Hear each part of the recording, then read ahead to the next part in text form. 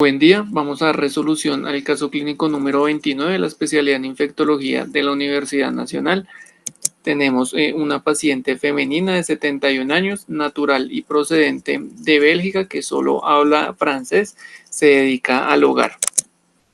Consulta por un cuadro clínico de 3 días de evolución consistente en fiebre, astenia, adinamia, mialgias y deposiciones líquidas sin moco ni sangre, y un día antes de que fuera llevada a urgencias se asocia a dolor abdominal leve, disnea y alteración del estado de conciencia. Antes de su ingreso a urgencias solicitan servicio de medicina domiciliaria, la encuentran desaturada y con desorientación, por lo cual trasladan al servicio de urgencias. Como único antecedente refiere catarata bilateral, para lo cual usa un colirio cuyo nombre no recuerda, no tiene antecedentes exposicionales y tiene 3 dosis contra SARS-CoV-2, no tiene ninguna otra inmunización. A la revisión por sistemas no refería pérdida de peso, dolor torácico ni síntomas urinarios, y al examen físico de ingreso se encuentra taquicárdica con 110 latidos por minuto, con taquipnea con 28 respiraciones por minuto, presión arterial de 140/66, e inicialmente cuando ingresa al servicio de urgencias ya sin fiebre. La encuentran desorientada en tiempo y espacio sin otras alteraciones al examen neurológico y con leve dolor a la palpación en mesogastrio e hipogastrio.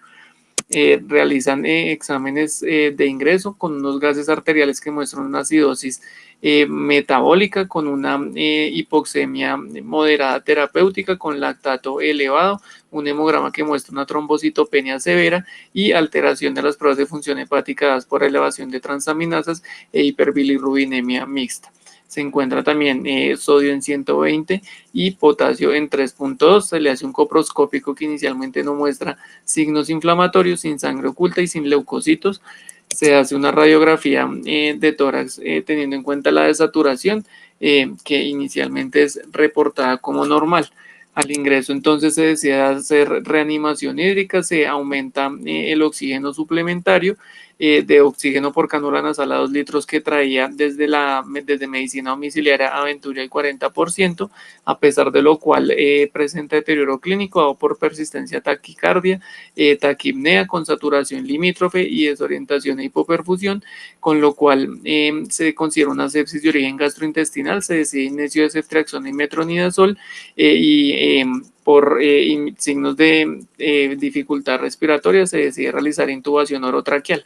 Teniendo en cuenta el hallazgo de trombocitopenia al ingreso, dentro de los estudios de extensión se solicita un frotis de sangre periférica, donde hay un hallazgo incidental de hemoparásitos. Con este hallazgo se vuelve a hacer una anamnesis al acompañante de la paciente, quien refiere que 12 días antes de la consulta habían salido de Bruselas a África, donde están visitando Burkina Faso y Costa de Marfil. En esos 2 países están durante 6 días y luego hacen un desplazamiento a España, en donde están entre Barcelona, Madrid, Córdoba y Sevilla. Antes de seguir, esto es un mapa es tomado del Yellow Book, en donde muestran las áreas de riesgo para malaria, donde vemos encerrado en el círculo que Burkina Faso y Costa de Marfil se consideran áreas pues endémicas para esta enfermedad, lo cual implica pues riesgo de adquirir esta infección.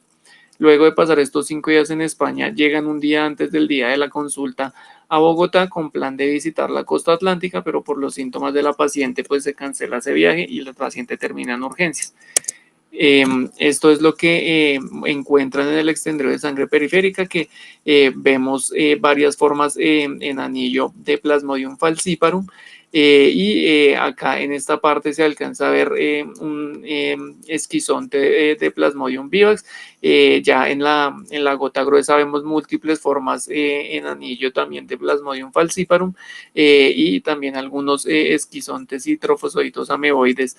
para Plasmodium vivax. Se hace un reporte entonces de esa gota gruesa de 758.800 formas asexuales para Plasmodium falciparum con 2 gametocitos y 1.280 parásitos por microlitro para Plasmodium vivax, con lo cual se considera una malaria mixta, y teniendo en cuenta el compromiso clínico de la paciente se considera una malaria complicada, con lo que se decide iniciar tratamiento con artesunato a dosis de 2.4 miligramos por kilo, lo cual inicialmente se plantea para 24 horas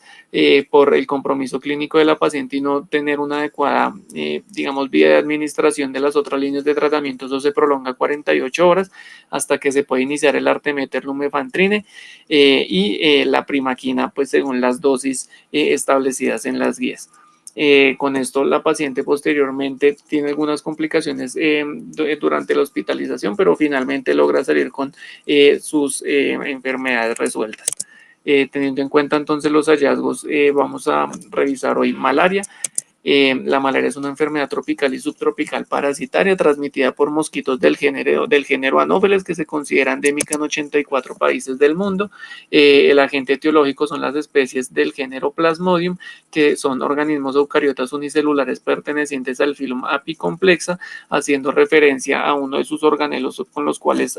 ocasiona la enfermedad, que está en uno de los extremos pues, del parásito y al cual también pertenece el toxoplasma, por ejemplo. Se considera que hay aproximadamente 247 millones de infecciones al año. Estos son estimaciones para el 2023, con 619.000 muertes aproximadamente también cada año. La mayoría de los casos de mortalidad se dan en África subsahariana por Plasmodium falciparum, y en Asia y Sudamérica sí es más frecuente el Plasmodium vivax, sobre todo como causa de anemia recurrente. Entonces, el 95% de todos esos 247 millones de casos se dan en África, la grandísima mayoría por Plasmodium falciparum, y más del 50% de los casos los aportan 4 países, que son Nigeria, República Democrática del Congo, Níger y Tanzania. De esos 247 millones, 7 millones y medio aproximadamente ocurren en Sudamérica, en el Pacífico Occidental y en Asia Suroriental, en donde puede haber cocirculación de Plasmodium falciparum y vivax, o puede haber mayor endemicidad de Plasmodium vivax dependiendo el área que se esté revisando. Más o menos 500.000 de casos fueron causados por otras especies de Plasmodium, que se considera que hay cierto subdiagnóstico por la poca experiencia para encontrar estas formas, estas especies en el extendido, y por las similitudes que tienen con las especies más frecuentes. Y no olvidar el papel que tiene Plasmodium knowlesi, que si bien el humano actúa como un hospedero accidental, en ambientes donde hay donde cohabitan los monos, sobre todo los macacos y los humanos, pues se han descrito casos que incluso se pueden asociar a mortalidad.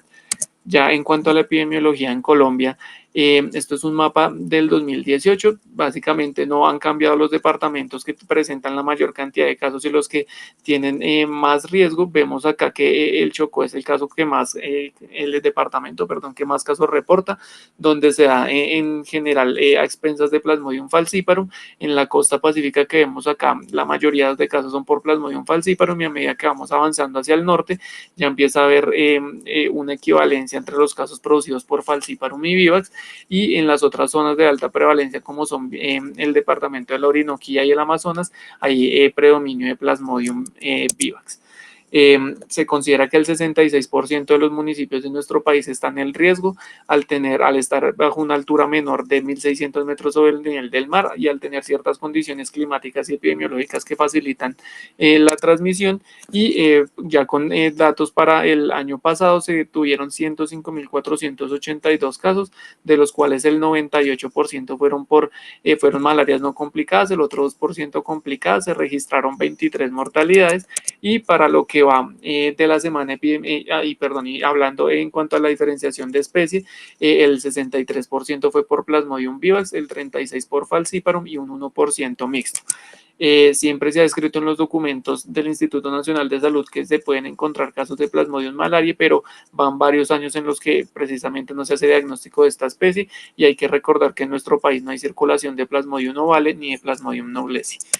Ya para datos de este año, a la semana epidemiológica 41 se han registrado 103.102 casos, que alcanza casi los 105.000 casos que veíamos del 2023, cuando nos faltan aún 11 semanas epidemiológicas para acabar el año. Siguen siendo la mayoría no complicados con un 98%, y sigue habiendo predominio de Plasmodium vivax con un 62%, 36% para falciparum y un 2% de casos de malaria mixta, y sigue sin haber reportes de casos de Plasmodium malaria. Este aumento de casos se ve reflejado en esta gráfica del canal epidemiológico de este año, donde vemos que más o menos hasta la semana 30-32 el número de casos estuvo por fuera de ese canal, y ya en las últimas 9-10 semanas aproximadamente ya el número de casos está dentro de lo que se venía esperando para este año. En cuanto a las complicaciones, teniendo en cuenta que en la mayoría de literatura se encuentra que las complicaciones se dan sobre todo con los casos de falciparum, acá para resaltar que teniendo en cuenta que la mayoría de casos en nuestro país son por VIX, las malarias complicadas también se dan en su mayoría por esta especie, siendo principalmente a nivel hematológico, seguido de las complicaciones hepáticas y luego las renales. En cuanto al vector, la infección se transmite por hembras del género Anopheles. Una vez la hembra se infecta, hay que tener en cuenta que puede transmitir la infección 12 días después de que la adquiere para el caso de Plasmodium vivax o 14 días para el caso de Plasmodium falciparum, que es cuando los esporozoitos llegan a las glándulas salivales del vector, y esto es importante tenerlo en cuenta sobre todo para las medidas epidemiológicas de control de la infección y de control vectorial. El vector por excelencia que se describe es Anopheles gambiae, se considera que es el más eficaz, es el más eficaz porque es el que mejor capacidad vectoral tiene, es decir, el que más eficacia tiene para transmitir la infección, y porque tiene el mayor número potencial de picaduras infectivas provenientes de un caso de malaria. Sin embargo, esto es un vector que solo encontramos en África. Recordar que todas las especies de este género habitan en aguas estancadas o con corrientes lentas, y dependiendo de la especie van a tener hábitos intra o peridomiciliarios. Ya respecto a lo que encontramos en Colombia, los principales vectores son Anopheles darlingi y Albimanus. Estas otras especies, digamos, se consideran vectores secundarios. Este primer mapa, que es del informe de vigilancia entomológica del Instituto Nacional de Salud, que esta gráfica es del 2018, que es el último informe respecto a esto, nos muestra los vectores primarios que hay en nuestro país, es decir, los más importantes, que vemos acá: Anopheles darlingi, Albimanus innunes tovari. Acá, en resumen, Anopheles darlingi es el principal vector en la Orinoquía y en el Amazonas, el Albimanus en la costa atlántica y pacífica, innunes tovari en Santander, pero vemos que, digamos, vemos puntos de todos los colores a lo largo de varios departamentos en varias zonas. Y este es un mapa que nos muestra los vectores secundarios, ya digamos especies con menos importancia, pero que pueden transmitir la infección, que también están distribuidos a lo largo de todo el país. En cuanto al ciclo del vector, si empezamos en el momento de la picadura de la hembra de Anopheles al humano, la hembra nos va a transmitir entonces los esporozoitos que van a entrar a la circulación humana y van a ser transportados hacia el hígado. En el hígado, luego de un ciclo de un tiempo de 5 a 8 días de incubación preeritrocítica, o que puede alcanzar hasta 15 días en Plasmodium malariae, se liberan a la circulación merozoitos, que es lo que vemos acá en esta parte de la figura, que eso se da luego que se da la ruptura de los esquizontes hepáticos, y eso da pie al ciclo intraeritrocitario que empieza acá en la figura. Se da un ciclo de maduración del parásito en el eritrocito, inicialmente con las fases en anillo, luego los trofozoitos, y luego hay ruptura de los esquizontes, donde se van a liberar nuevas formas parasitarias que van a infectar otros eritrocitos, y entre un 1 a 2% de esas formas parasitarias van a tomar el camino hacia la diferenciación a gametocitos, que son los que va a tomar la hembra del Anopheles cuando pica a una persona que ya está infectada, y una vez estando en el vector pasan los microgametocitos a gametos y se da el ciclo sexual, para que luego, después de entre 12 a 14 días, dependiendo de la especie, los esporozoitos lleguen a las glándulas salivales y se vuelva a iniciar el ciclo. Esta gráfica es para recordar, digamos, una fase adicional que se ve en Plasmodium vivax y ovale, que es el desarrollo de los hipnozoitos. Una vez se da entonces la invasión acá a nivel hepático, hay unos pues que digamos después se liberan como merozoitos a la circulación, pero otros adquieren esta fase, digamos, latente en hígado, que es muy importante tenerla en cuenta para el tratamiento de las infecciones por estas especies, para evitar recurrencias. Este es un cuadro que nos resume algunas características de las especies más frecuentes. Acá resaltar que Plasmodium falciparum tiene trofismo por eritrocitos en cualquier fase de su maduración. Respecto, por ejemplo, a Plasmodium vivax, que solamente tiene trofismo por reticulocitos o por células que expresan el CD71, en general podemos encontrar todas las fases del ciclo parasitario con Plasmodium falciparum en la microscopía, en los diferentes exámenes de microscopía, mientras que en Plasmodium vivax perdón, al revés, en Plasmodium vivax encontramos todas las fases parasitarias, mientras que en Falciparum solo solemos encontrar los trofozoitos, esquizontes y los gametocitos. Esta tabla nos resume algunas otras especies que se han ido describiendo en los últimos años, la mayoría en el sudeste asiático, pero de importancia para nuestra zona Plasmodium simium y brasilianum, que inicialmente se consideran que hay focos muy definidos de lo más cercano a nuestro país en Brasil, y que se dan sobre todo cuando hay inclusión de los humanos a zonas selváticas, están lejos de los centros urbanos estos casos, pero probablemente con la mayor disponibilidad de las PCRs empecemos a encontrar más casos de estas especies. En cuanto a la patogénesis, hablando de la malaria severa, la mayoría o las complicaciones se dan por secuestro microvascular y obstrucción, la generada por esos eritrocitos parasitados, que esto es para el caso de Plasmodium falciparum. Hay también citoadherencia al endotelio y eso genera alteraciones de la perfusión, que es lo que lleva a la disfunción orgánica severa. Esa citoadherencia va a estar dada por la unión de la familia de proteínas del Plasmodium falciparum EMP1 que están expresadas en la superficie del parásito y se van a unir o pues que digamos los eritrocitos parasitados expresan esa proteína en su superficie y se van a unir con ciertos receptores en las células endoteliales, principalmente el ICAM1 y el EPCR. Hay que recordar que hay diferentes variantes de esta proteína del Plasmodium falciparum que tienen mayor trofismo por el endotelio, ya sea del sistema nervioso central o a nivel renal, y eso es una de las probables explicaciones que se han planteado de las diferentes manifestaciones clínicas de la malaria complicada. La disfunción endotelial también tiene un papel muy importante en la patogénesis, está dada por la degradación del glucocalcito protector, por una biodisponibilidad reducida del óxido nítrico, por exocitosis de los gránulos de Weevil-Palade que contienen factor de von Willebrand y selectina P y que se asocian a una activación de la cascada de coagulación y ese puente que ya está muy bien descrito entre la coagulación y la inflamación. Hay liberación del grupo M y de las histonas de los parásitos de los eritrocitos y también liberación de las trampas extracelulares de neutrófilos,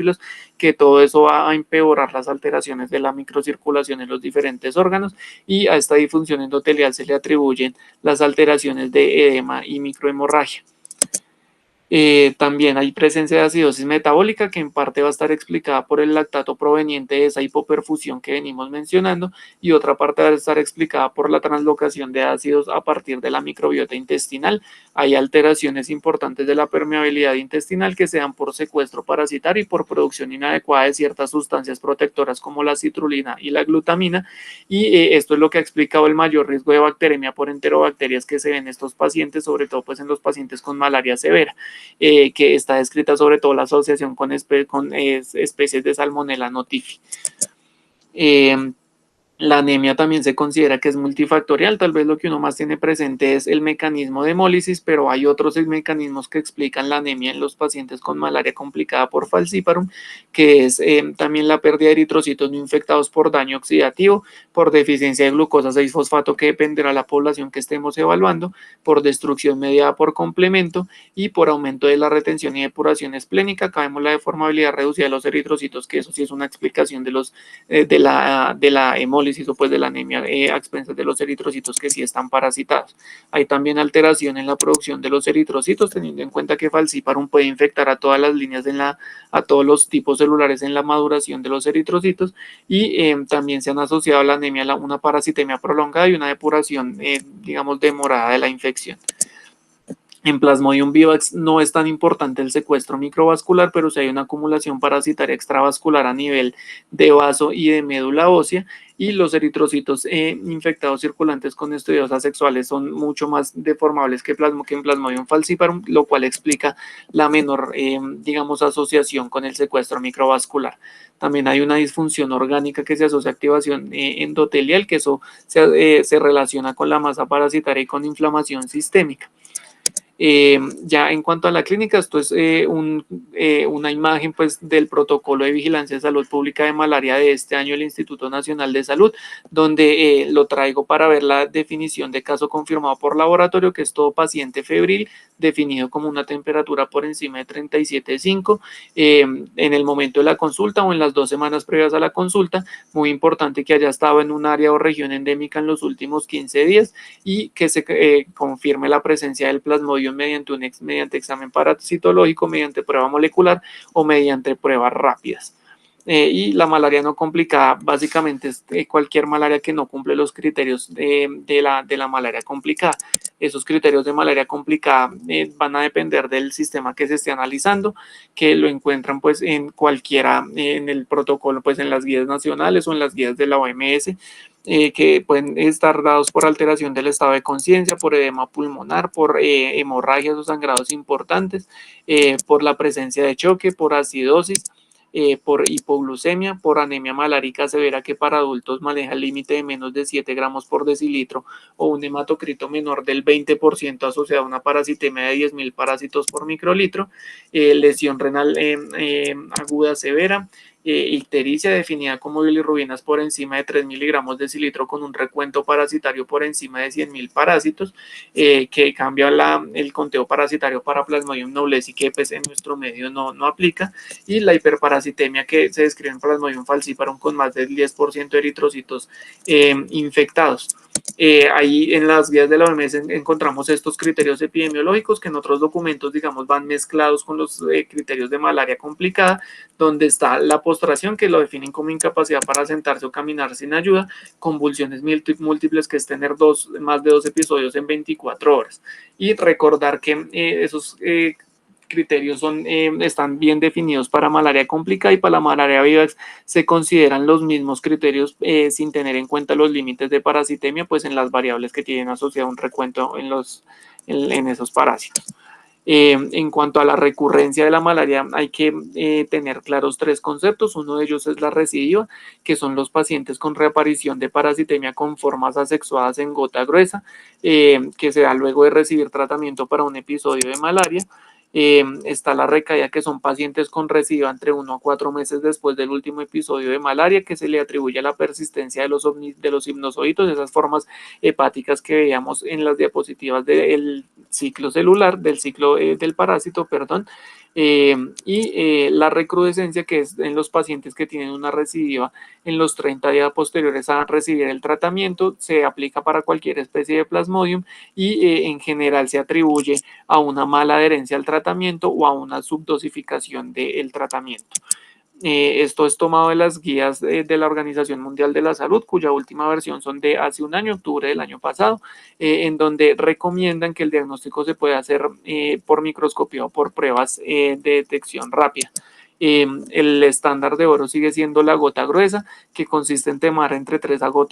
4 gotas del paciente, ya sea por punción capilar o de muestra de sangre periférica que se haya recolectado en un tubo con anticoagulante. La idea es homogenizar la muestra para formar un cuadro de 1 centímetro de diámetro, como se intenta esquematizar en esta imagen, y estas muestras se llevan a un proceso de deshemoglobinización, es decir, de ruptura de los eritrocitos, que se da a expensas de colorantes derivados de Romanowski, que el componente que lleva a cabo esa acción de deshemoglobinización es el azul de metileno, y hay diferentes variantes que encontramos en la clínica. Los más frecuentes son Gemsa y Wright. Recordar las ventajas de la gota gruesa, que es de bajo costo siempre y cuando haya una adecuada infraestructura para mantener el servicio y la maquinaria que se necesita. Se considera que es de alta sensibilidad, aunque es operador dependiente, permite la diferenciación adecuada de las especies del Plasmodium, permite también determinar el recuento parasitario, permite la detección de gametocitos, sirve para la monitorización de la respuesta, y dependiendo del área va a servir también para el diagnóstico de otras enfermedades que pues pueden verse por este medio. Y la otra opción es el extendido de sangre periférica, que tiene como diferencia con la gota gruesa a nivel técnico, y es que se da una fijación de la muestra, se considera que tiene menor sensibilidad porque no tiene la concentración que se logra pues con la gota gruesa, pero tiene como ventaja que permite es más fácil diferenciar las diferentes características morfológicas entre las especies. La otra herramienta que se plantea son las pruebas rápidas, que dependiendo del escenario en el que estemos se plantean como alternativa o como adyuvancia o método conjunto para usar con la microscopía directa. Esta es una estructura genérica de las pruebas rápidas, que la idea es que tengan una prueba o una línea que indique pues un control positivo, una línea que nos indique que va a tener un antígeno panmalárico, otra que nos indique si hay presencia de Plasmodium vivax y otra que nos indique si hay presencia de Plasmodium falciparum.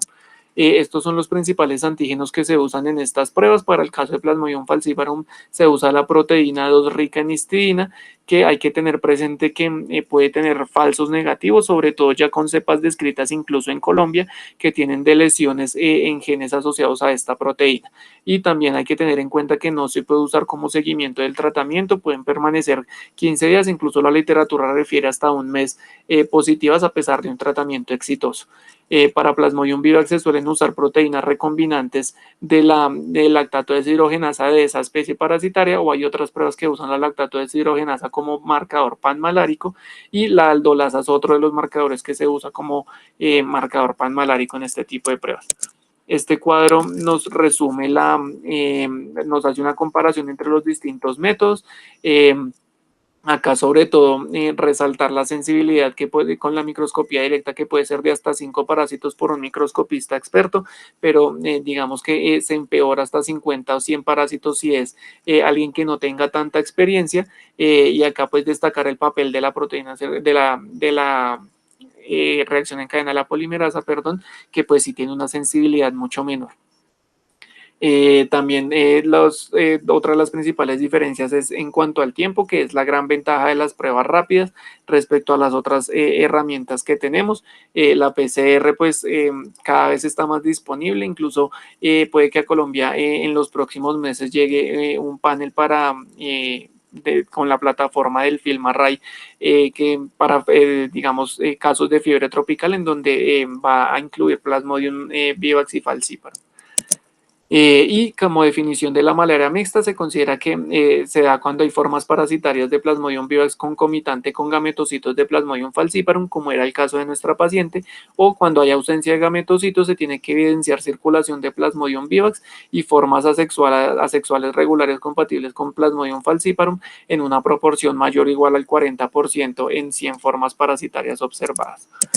En cuanto al tratamiento, esto es para la malaria complicada, que lo inicial que se recomienda son las medidas de soporte que se hacen con cristaloides, que se recomienda una terapia restrictiva. La reanimación hídrica agresiva se ha asociado a edema cerebral y a edema pulmonar y a mayor mortalidad. Intubación orotraqueal, pues sí, el deterioro del estado de conciencia lo amerita, y siempre que haya alteración del estado de conciencia se recomienda hacer punción lumbar para descartar meningitis y cuantificar la presión de apertura. Tener en cuenta la transfusión con un límite de menor a 7 gramos por decilitro, la terapia de reemplazo renal con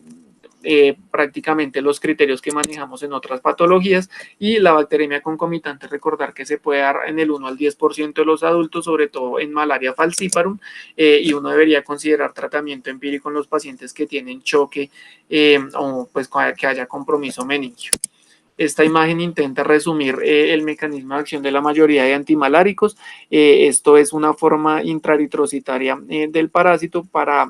su supervivencia, el parásito necesita tomar la hemoglobina de los eritrocitos, la degrada, pero los digamos resultantes de ese metabolismo son tóxicos para el parásito, que es acá esto que vemos acá como el grupo hemo, y el parásito lo que hace para resolver esa toxicidad es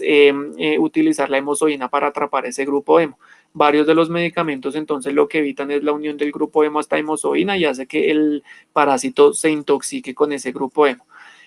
Acá la ART son los derivados de la artemisinina, que requieren de un paso de activación para generar sus efectos, y genera otros efectos tóxicos en el parásito. Y acá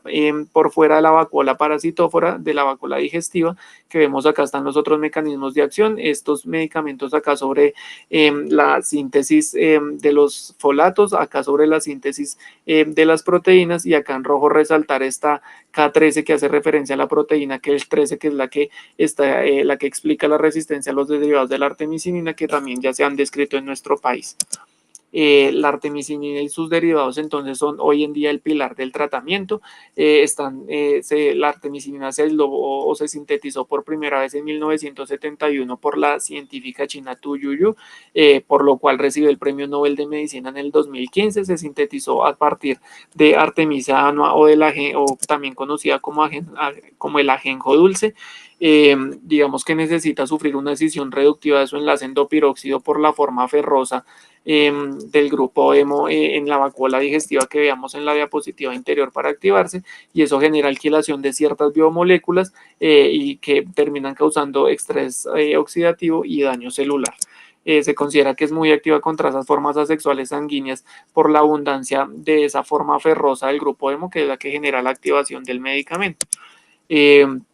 la importancia de estos derivados de la artemisina es que pueden reducir la biomasa del parásito hasta 10.000 veces cada 48 horas, lo cual se asocia pues a una rápida depuración de la parasitemia, pero tienen el problema que tienen una vida media muy corta, en general entre 1 a 2 horas, y es lo que explica que los derivados de artemisina nunca se den en monoterapia, sino combinados con otros medicamentos con un mecanismo de acción diferente y con vidas medias prolongadas. En este cuadro vemos los diferentes esquemas que hay disponibles y aprobados por la OMS. Recordar que acá en Colombia tenemos Artemeter, Lumefantrine. Entonces, esta es la recomendación de las guías de la Organización Mundial de la Salud. Básicamente, usar cualquiera de esas combinaciones. Nuevamente, en nuestro país, Artemeter, Lumefantrine, que esto sí es tomado de las guías colombianas del 2022, donde vemos que la dosis es por peso. Prácticamente para cualquier adulto deberían ser 4 tabletas, excepto si pesan menos de 35 kilos. La duración de ese tratamiento con Artemeter, Lumefantrine debería ser de 3 días, que cubren 2 ciclos asexuales y disminuyen a niveles muy bajos la parasitemia y, digamos, le dan pie al medicamento acompañante para que termine de eliminar a los parásitos, y los esquemas de menor duración se han asociado a menor efectividad, sobre todo contra los gametocitos. También se recomienda como parte del tratamiento de la malaria falciparum dar una dosis única de primaquina de 0.25 miligramos por kilo, esto con el objetivo de reducir el número de gametocitos en sangre y también disminuir la transmisión de la infección. Sin esta dosis de primaquina elimina los gametocitos en promedio entre 3 a 4 días, sin esta primaquina se eliminarían en promedio hasta 7-8 días después solamente con el derivado de la artemisinina. No tienen problema esta dosis con el efecto adverso de la hemólisis en los pacientes con deficiencia de glucosa 6-fosfato, y es una estrategia que solo aplica en sitios de baja endemicidad, porque en los de alta endemicidad los pacientes asintomáticos pues le bajan el beneficio a esta intervención. Para el tratamiento de la malaria vivax se recomienda la cloroquina en las regiones donde no se haya descrito resistencia. En Colombia hay un estudio que ha demostrado o ha descrito resistencia, pero no se ha visto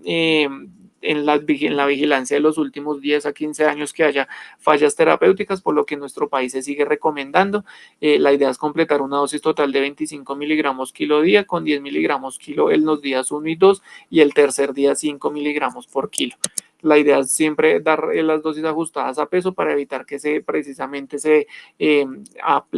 empiece a producir esa resistencia a la cloroquina.